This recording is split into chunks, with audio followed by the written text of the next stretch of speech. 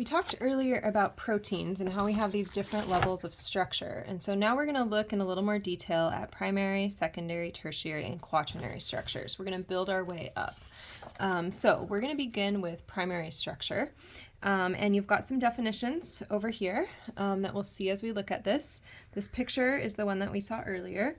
And we are focusing in on primary structure. And so in primary structure, we want to have this task of finding, circling, labeling our peptide or amide bonds. And so taking a look for those, amides are a carbonyl next to an NH and a carbonyl next to an NH. We have so many amide bonds or peptide bonds because they're holding each amino acid together. So in primary structure, we've got an amino acid connected to the next amino acid, connected to the next amino acid, and each of those connections are that peptide bond that we're looking at here, okay? As we continue down, you've got a couple of structures where you can circle and label those amide or peptide bonds, and maybe one jumps out at you in the middle here. This is skeletal, so a carbonyl with an NH. Or I could think about between each of these little balls, each amino acid, there are also peptide bonds there. So continue finding those amide bonds here. And then I want to give you another pair of words. So when we talk about proteins, we talk about the N terminus. That's where we have a free amine group, which is got an N in it. And then we talk about the C terminus, which is where we have the carboxyl group. So if I look here, here's my N terminus of this protein, and then at the other end, we've got the C terminus, okay? Similarly on this molecule, you can see where we end here. This is the C terminus. Remember, there's a carbon here. And if I go backwards, here's that first amine, and this would be my N terminus. So we always start and build our amino acids from N to C is the directionality we talk about. So that is piecing together primary structure. And usually you've got, say, hundreds of amino acids strung together, so your molecules start to be quite complicated.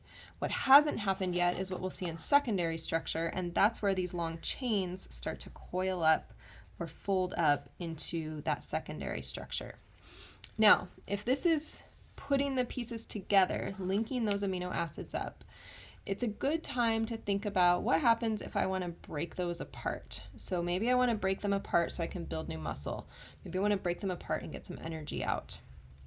And so that is going to be a reaction that we've seen before, hydrolysis. We saw that back in chapter 13. And hydrolysis is when we add water to break a bond apart. Proteases are a family of enzymes that are used to break amino acids apart. So we have done these kind of reactions before. We want to find the reactive functional group. So I've got two here. I'm going to do one and leave one for you. Here's my reactive functional group.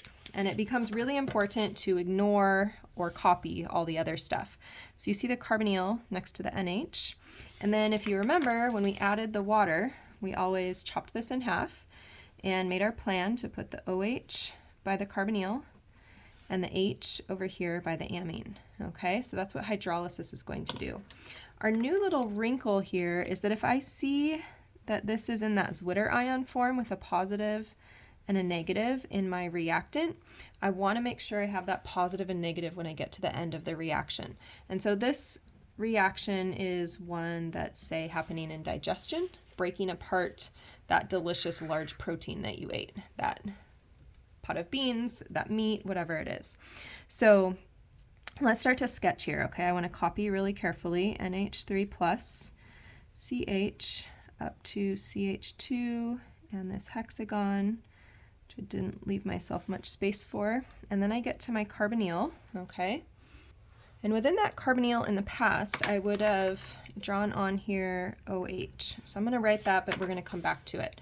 Remember, hydrolysis breaks these in half. So separate molecule, I've got NH, which will have gained an extra hydrogen, and then I copy carefully CH, CH2, CO2 minus, CO2 minus, okay?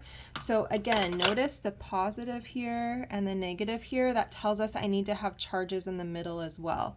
And the way to do that is to take this H plus and move it over here. So what that looks like if I can get my whiteout going,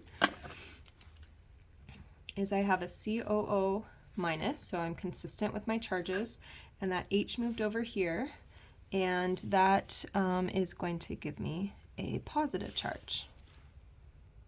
And this is written in a bit of a strange way right now, but if you see, this is N, and it has 1, 2, 3, so I could write like NH3 positive instead. That would mean the same thing. And so now what I've done is I've taken a dipeptide, hydrolyzed it.